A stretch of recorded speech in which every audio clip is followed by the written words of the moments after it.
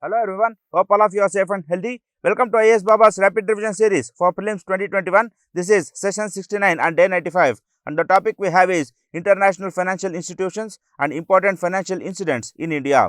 So these are the hot topics we are going to discuss. The first two topics, they go with the guessworks as usual, and then the third one, the New Development Bank or the BRICS Bank, and then the Asian Infrastructure Investment Bank, and then the Vodafone case, then the Sign India dispute, then the Aircel Maxis case, then the PNB scam and the SWIFT, then RCEP and the Basel norms. Now coming to the first one, the MCQs.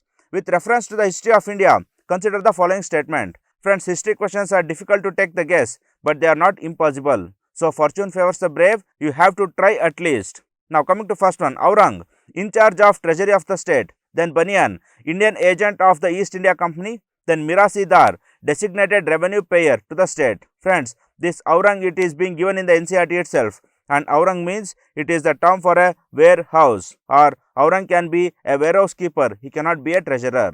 So 1 cannot be an answer, so we will strike the options which are containing 1. So A and D will be striked out and B and C will remain. So friends, here both B and C they contain 3, so we will look after only for the 2 now. So Baniyan, the Indian agent of East India Company. Friends, Indian agent means something like a broker or a merchant. Friends, we know that Mahatma Gandhi ji, he belongs to Baniya tribes. So if you have that knowledge of Baniya tribes or the Baniyans, then you can take a crude guess that 2 and 3 can be the options. Else friends, if you have the ability to eliminate A and D, and if B and C are remaining, then go ahead and hit either of them, and the chances of getting wrong is only 50-50. Now come to next one. With reference to the religious history of India, consider the following statement.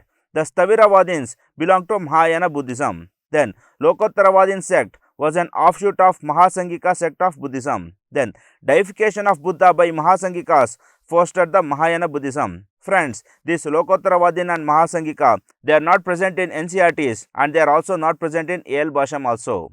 So how to tackle such questions which are sourced from very informal books? So now first one, the Stavirawadins or the Theravadins, they belong to Mahayana Buddhism. So this is false. We know that the Theravadins are Hinayanas. So these are present in AL Basham and it is also present in old NCERTs. So 1 we will eliminate. So now A and D will be eliminated, and then B and C will be remaining. So now 3 is present in both, and now we will check for the second one. Lokottaravadin sect was an offshoot of Mahasangika sect of Buddhism. Friends, absolutely we don't have any idea regarding that, but still we have B and C among the 2. So go ahead and hit any one of them. And again, the chances of going wrong is only 50-50. But however friends, by excluding this question, if you have already attended 92 or at least 90 plus, then better leave such questions. Do not attend it at all. So it is you who have to take that calculated risk inside the exam hall. So make sure that this 92 is the fixed number, and if you are comfortably attending the 92 questions, then you can leave such tricky questions. And friends, it is insane to prepare exclusively for such questions. So do it. Then come to next one. Which of the following statements correctly explain the impact of Industrial Revolution on India during the first half of 19th century? So friends, the Indian handicrafts were ruined. Yes friends, the cottage industries and other industries were ruined. So this can be a formidable option. Then machines were introduced in the Indian textile industry in large numbers. So this large numbers and introduction of machines both never occurred during the British rule. Hence, it cannot be an option. Then railway lines were laid in many parts of India. No, it was laid only in few parts where British thought that those railway lines could facilitate them. So once again, this can be ruled out. Then heavy duties were imposed on the imports of British manufacturers. Friends, actually it was the vice versa. The heavy duties were imposed on the imports of Indian goods in UK. So once again, this is ruled out. So A is the correct answer. An easy question, no prize for guessing. Then come to next one. Consider the following events in the history of India. The rise of Pratyaharas under King Bhoja. Then establishment of Pallava power under Mahendra Varman. Then establishment of Chola power by Parantaka, and then Pala dynasty founded by Gopala. Friends, once again friends, here you need not by heart all the kingdoms and all the timelines there. So we know that there were 2 types of Cholas. One is the early Cholas and the second is the medieval Cholas. Friends, the early Cholas, the names of the kings were not at all known. So someone like Karikala Chola and Nilotunga and some others were there, and they are not so prominent. But however, is Parantaka, then Rajaraja Chola, Rajendra Chola, they belong to the medieval Cholas. So if you have that simple knowledge, then you can tackle this question. Friends, we know that the medieval Cholas, they came into prominence only after defeating the Pallavas. So Pallavas should come first and then the Cholas. So 2 should come first and 3 next. So search for such options where 2 is first and 3 is next. So A and C can be the formidable options. So in this A and C, the 1, 4 and 4, 1 are present. So that is why we look into the 1 and 4 options. The rise of Pratyaras under King Bhoja, and then Pala dynasty founded by Gopala. Friends, here look into the statement.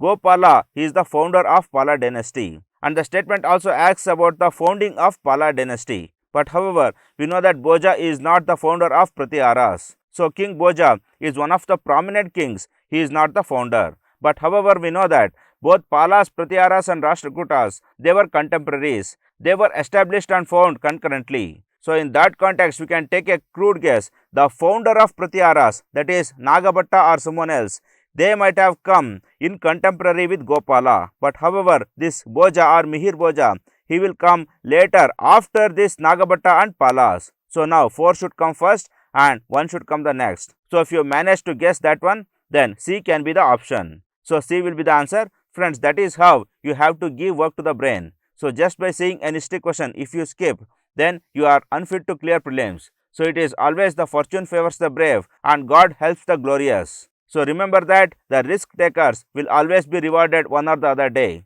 So do it. Now coming to next one. Which of the following phrases defines the nature of hundi, generally referred to in the sources of post-Harsha period? Friends, this is an NCERT question. In NCERT economics, here we can see the hundis and types of hundis, and it clearly defines that hundis as bill of exchange. So no prize for guessing. We shall not disrespect UPSC by taking the guesswork of this question. So this is all about the guesswork. Then come to next one, the New Development Bank. Friends, it was established by BRICS countries. Yes, we know that. Then the purpose of NDB is to fund sustainable development projects in the BRICS countries and other developing countries and emerging markets. Yes, this is one of the functions. So once again, no greatness in that. Then the NDB is projected to complement World Bank and International Monetary Fund rather than as a challenge. So this one we have to take into consideration. That is, NDB is a complement, not an adversary for the Western funded banks or this World Bank and IMFs. Then the idea behind NDB was mooted by India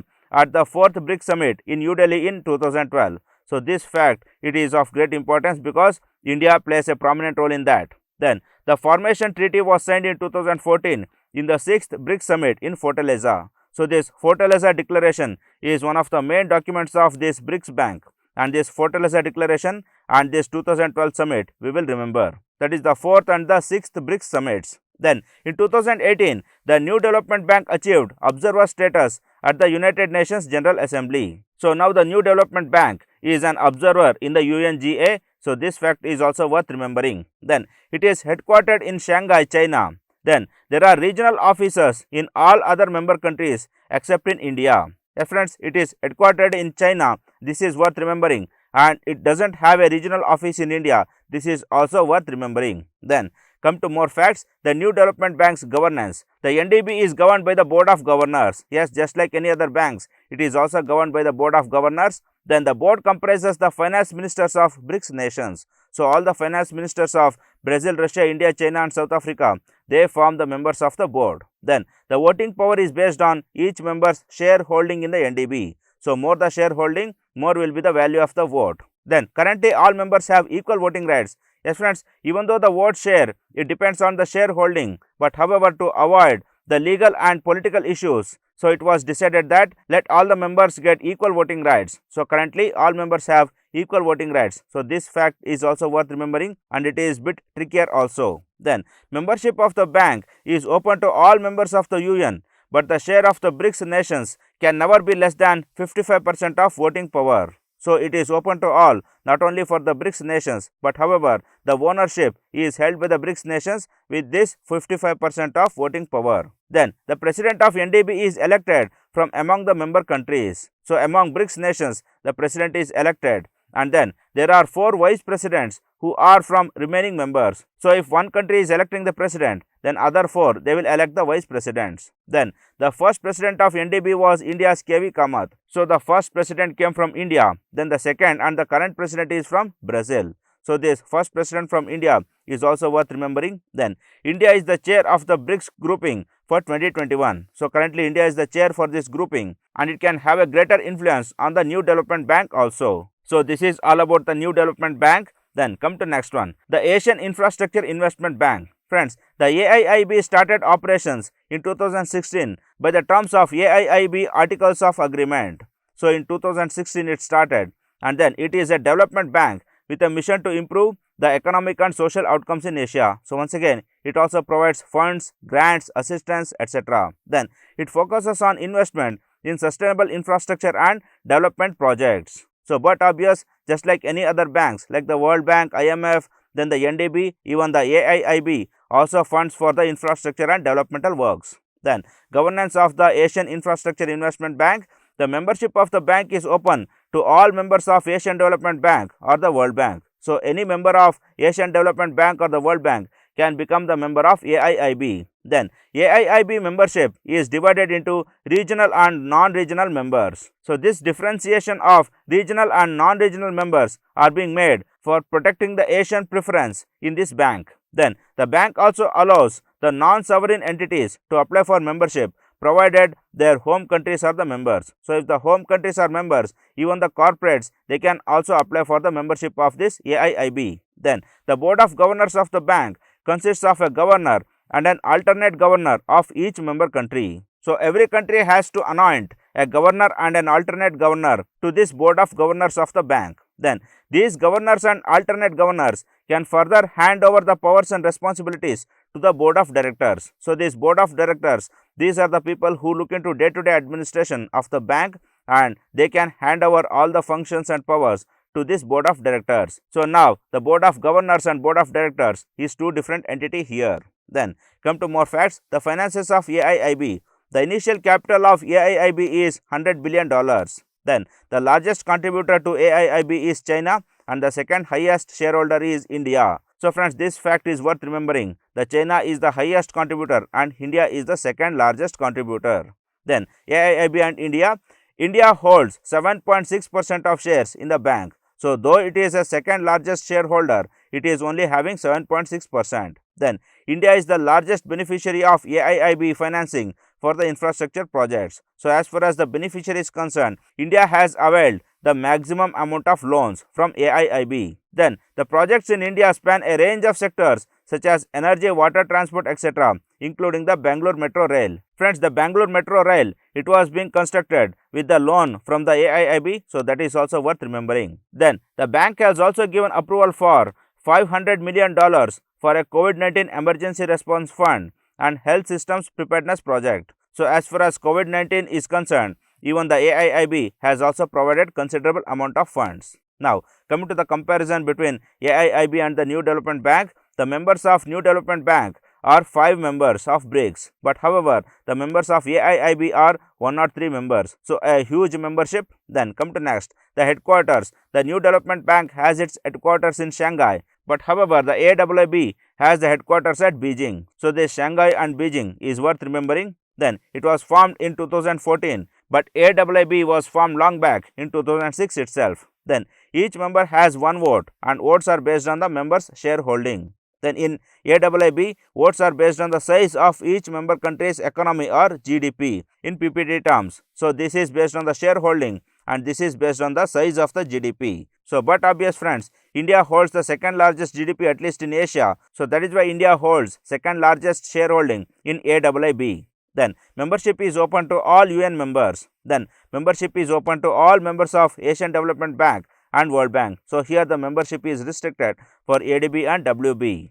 So these are crude differences of NDB and AIIB. Now coming to next one, the Vodafone case. Friends, it all started in 2007 and we know that this Hutch company, it was a prominent telecom company in India, and in 2007 it sold 67% of its stakes in the Hutchison India to Vodafone of Netherlands. So friends, now the trick is that the shareholding was earlier held by Hutchison Whampoa in Hong Kong, not in India. Only the assets were there in India, but the ownership was from Hong Kong.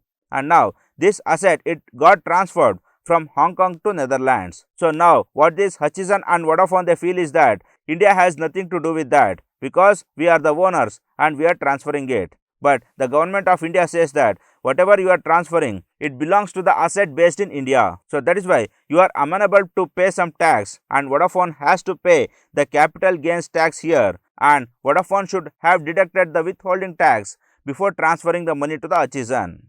So this withholding tax and capital gain tax were the main issues in this Vodafone case. And now a notice was sent to the Vodafone by the income tax department, and Vodafone appealed this case in the High Court. And the High Court, the Bombay High Court, it gave the judgment in favor of the IT department, and it said that yes, the Vodafone company should pay the tax to the IT department. But however, Vodafone it appealed its case to the Supreme Court, and the Supreme Court it repudiated the High Court's judgment, and it said that nothing has to be paid, and Vodafone is right in transferring the capital outside India, and no capital gains has to be paid. And nothing in the IT Act 1961 provides that a tax should be paid if a transfer of capital takes place outside India.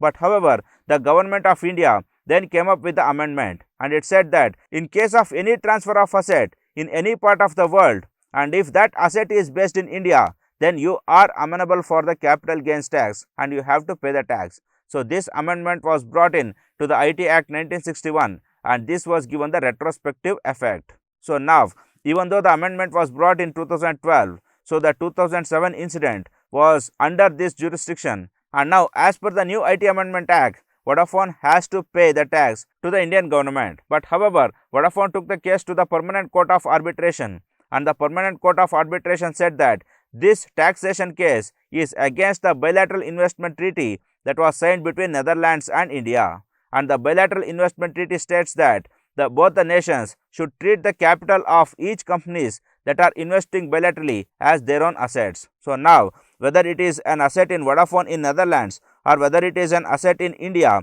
so both should be treated equally, so that fair and equitable treatment has to be made. So in that case, no tax has to be paid, but rather a compensation has to be paid by the government of India for the legal expenses that was incurred by Vodafone. So this was the judgment given, and this embarrassed India, and now India decided to remove the retrospective clause which was amended in 2012 for the IT Act 1961. So this is all about the Vodafone case, friends, and here the withholding tax, then the capital gains tax, and then the IT department, then the IT Act 1961 and the retrospective taxation. So all these they become important for prelims. Yes friends, these facts you will get, but the case overall was taken up because it will be helpful for you to revise along with the story and along with the memory refreshment. Now come to next one, the Sain India dispute. Friends, this is very similar to the Vodafone case as well. Friends, the Sain Energy Private Limited Company, it is based in UK, and this Sain Energy PLC, it had set up a business in India, and the name was the Sain India. But however, this Sain Energy PLC, it didn't transfer any asset to the Sain India holding, but it set up one more intermediary, and its name was Sain UK Holdings, and this Sain UK Holdings, it held the shares of all the Sain India holdings. So now this is a owner, and this was based in UK, and here the business was set up only for the namesake. So no property or asset was handed over. And then in 2006-2007, the assets were handed over from Sain UK Holdings to the Sain India Holdings.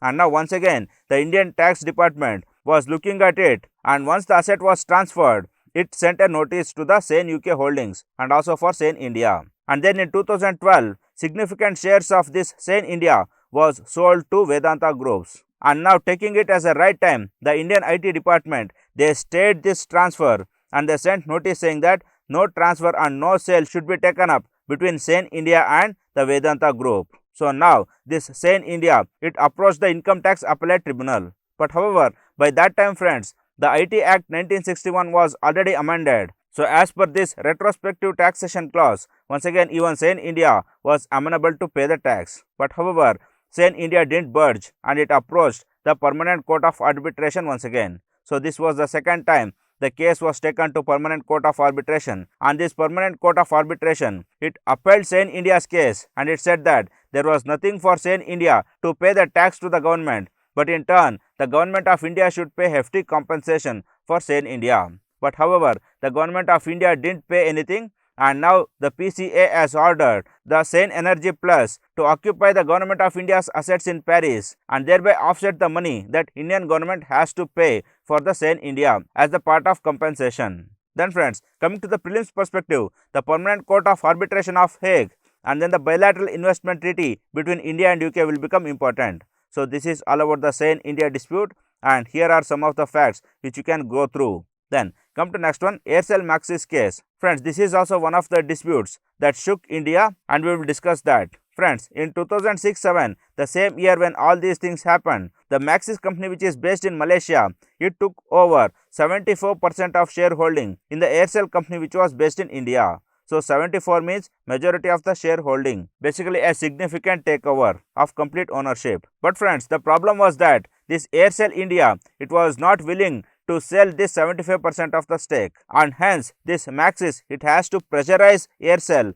for selling the 74% stake. So friends, we know that Sun TV network was owned by Kalanidhi Maran and Dayanidhi Maran. Friends, Dayanidhi Maran was the Ministry of Industries of that times, and now this Maxis company, it caught hold of this Dayanidhi Maran, and they spoke to him, and some bribe was transferred to their company, the Sun TV network, and this Dayanidhi Maran in turn, he forced or pressurized Aircel Maxis to sell 74% of stake to Maxis, and now the political line is clear and Aircel India agreed for that. But however, there was another problem. Friends, this Aircel is an Indian company and Maxis is Malaysian company. So now purchase of a foreign asset is akin to foreign investment. So now when Maxis is buying the shares of Aircel India, it is indirectly investing in Aircel India. So hence the approval of FIPB, the Foreign Investment Promotion Board, has to be taken. So this once again became an hurdle. And now Karti Chidambaram was approached. Friends, Karti Chidambaram, he was the son of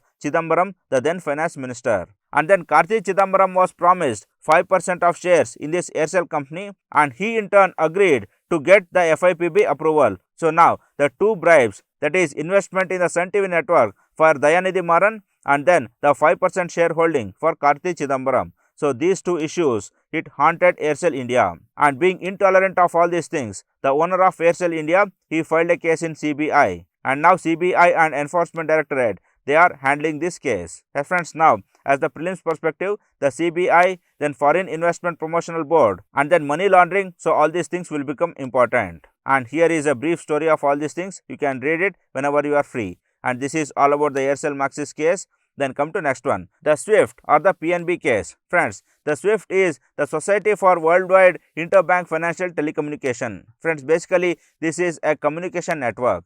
So whenever a fund has to be transferred, then the message has to come via this SWIFT software.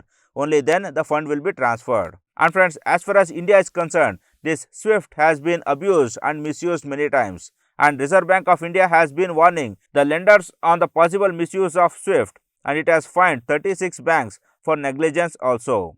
And now how this PNB scam, it made use of this SWIFT, we will discuss. Friends, the company of Mehul Choksi and Nirav Modi, they needed funds to pay for the overseas supplies. Yes friends, they had imported something and they had to pay in that nation itself. Now the company approached its banker in India, and then a letter of understanding was issued. So letter of understanding, friends, it is a promissory note that this letter they will take and they will give to that abroad bank and say that yes, the bank has approved and you can pay it. So now friends, this is the customer copy of the permit for availing the loan. Then the SWIFT message was sent from India to the bank abroad, and Indian bank abroad provided the credit. So friends, this SWIFT message, it was the banker's copy of the permit. So the difference between LOU and the SWIFT is that the LOU is the customer copy and the SWIFT message, the very authenticated message, is the banker's copy. So now when the SWIFT and the LOU matched, the bank in the abroad, it provided the credit for Nirav Modi and Mehul Choksi's company. Then the SWIFT transactions are linked to the core banking systems of the bank. Friends, once the SWIFT message is sent, then the core banking system, it will record the message and it will check the account details and the account history of that banker or the creditor to whose bank the credit has to be provided.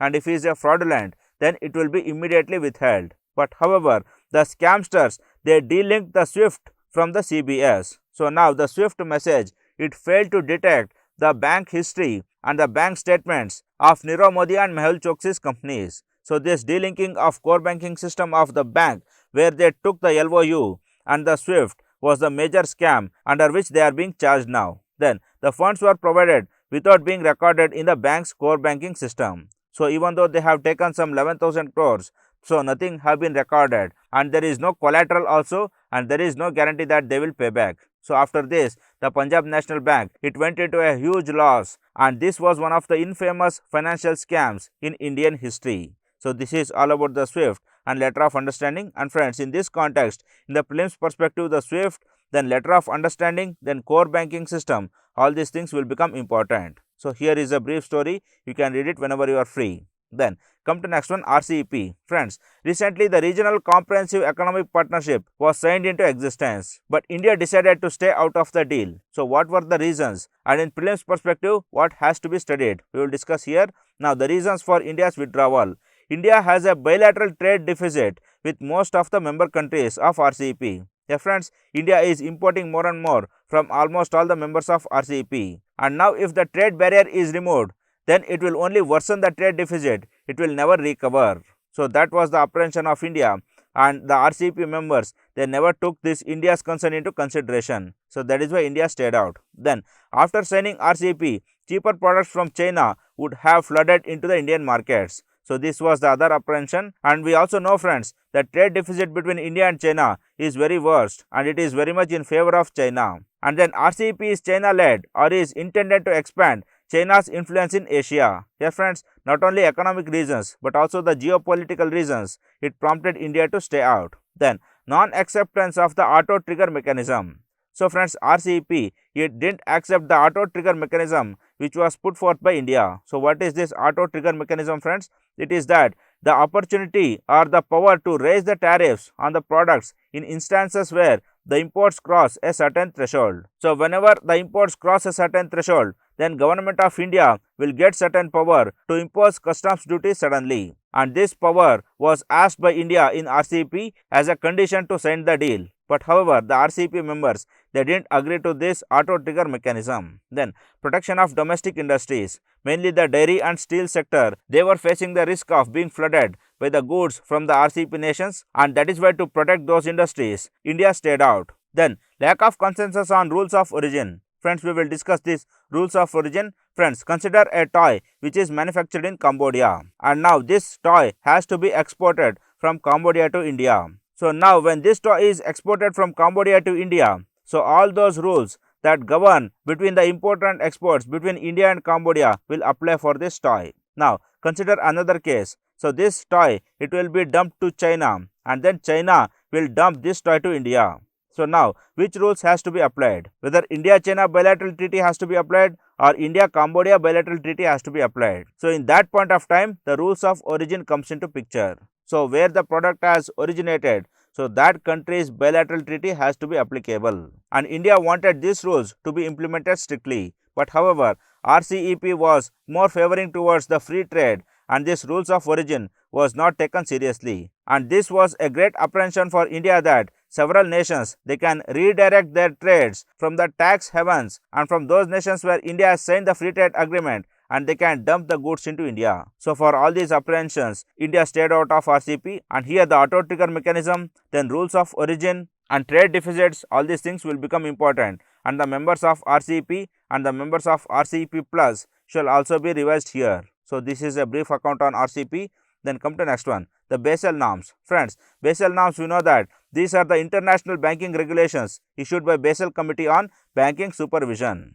So this is basically related to banking supervision. We shall see how Basel 1, it evolved to Basel 2 and then to Basel 3. First one, Basel 1, it was introduced in 1988. So long back in 1988, it was introduced, and it focused on entirely on credit risk. So friends, the credit risk means if you take the loan and if you default. So that was the main concern in Basel 1. So for that reason, the minimum capital requirement was fixed at 8% of the risk weighted ratio. Yeah friends, minimum 8% of the loans provided has to be maintained as a capital. So if the loans are defaulted, then you can sell this capital and you can recover the money. So this 8% was the benchmark. Then India adopted the Basel 1 guidelines in 1999. So this 8% of risk weighted asset ratio was accepted by India in 1999.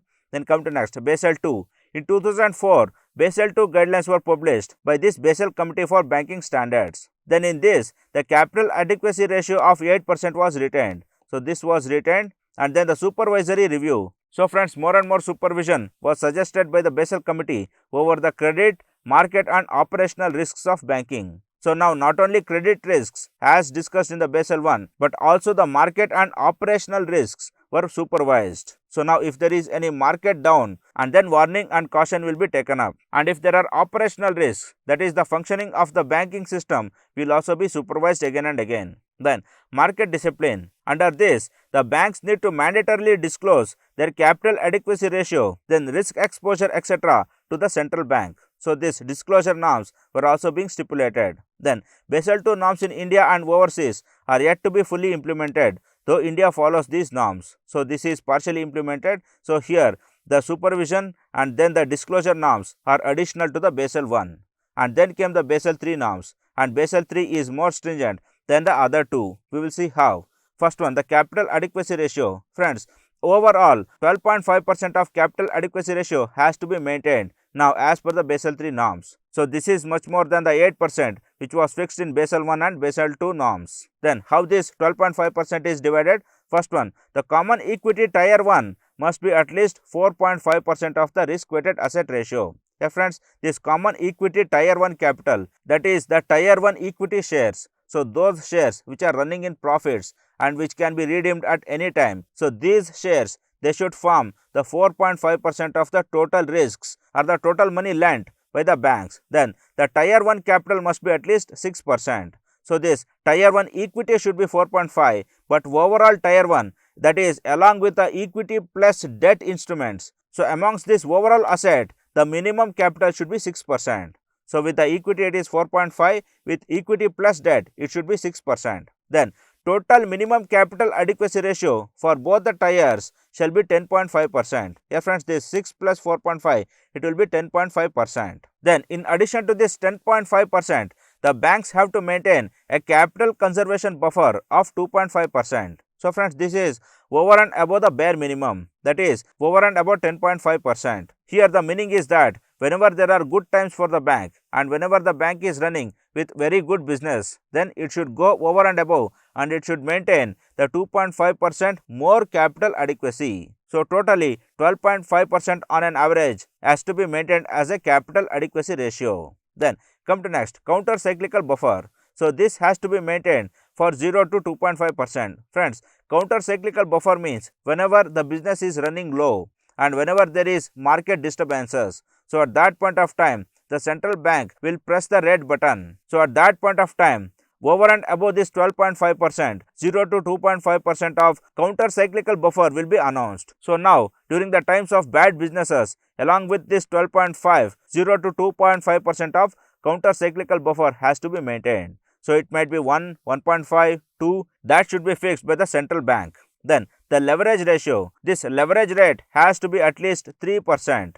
The leverage rate is the ratio of banks' tier 1 capital to the average total consolidated assets. Friends, what is this leverage ratio? We will discuss with an example. Consider bank has 1 rupee, and by showing this 1 rupee as an asset, it will collect 1 rupee from 100 different people. So for all 100 people, it will show that I have 1 rupee. So if I fail to give back the loan, you can take this 1 rupee. So this is what the guarantee given by the bank, and now it collects 100 rupee by showing this 1 rupee, and this 100 rupee will be invested or it will be lent to someone else. So now this 100 rupee will give interest for the bank. You agree with me? And now this interest will be distributed to all of them, and over and above this, some profit will be retained by the bank. So now the leverage ratio is that 1 is to 100 or 1% is the leverage ratio, because by showing this 1 rupee, it had collected 100 rupee. So now the leverage ratio has to be 3%. That is the Basel 3 norm says that you should not show 1 rupee and collect 100 rupees. When you are collecting 100 rupees, minimum 3 rupees you should be having. So this is the leverage ratio. I hope you have understood. And then a minimum liquidity coverage ratio has to be maintained. Friends, this liquidity coverage ratio is a short term and this can vary from bank to bank, but however a minimum has to be maintained. Friends, liquidity means the hard cash, how much hard cash you are maintaining in the bank or how much on demand deposits you are maintaining in the bank. So this is the liquidity coverage ratio. Then come to next, the net stable funds rate. Minimum of net stable funds rate requirement is 100%. That is 100% net stable funds rate has to be maintained by all the banks. Friends, what is this net stable fund rate and why it has to be 100%? Friends, this net stable fund rate is that how much money you are lending from your own asset divided by how much money you are borrowing from others to lend to others. So now this is 100% means that is the equal amount of funds should be lent from your assets and also from the borrowed assets. So if you are lending 1 rupee from your own asset, you should also lend 1 rupee only from the borrowed asset. If you are lending 50 rupees from your own asset, you should also lend 50 rupee from the borrower's asset. So this one has to be maintained, or 100% has to be maintained. So equal distribution of your risks between the borrowers and your own capital has to be maintained. So this is all about the net stable funds rate. I hope you have understood. Now, the overall deadline for the Basel III norms was March 2019 in India, and this was postponed to March 2020. And even now, the Basel III norms has not been completely implemented in India. And friends, this is 2021 now. We will see when it will be implemented. Then, come to the last part. Friends, the love, the respect and the relationship between two human beings is much more important than the financial factor. And the love we expect from others is much more sacred than the profit we expect from the same. But the paradox is that, friends, we keep our money in the puja room and we will allow the people to stand outside our doors where the slippers have been left. So this has to be reversed. Friends, the day we keep the love of the people in our hearts, the day we keep the love of the people in our puja room, and the day we water them, and the day we nurture them, and the day we give utmost importance to the love, then India will be a better place to live in. So do it. All the very best. Good luck, friends.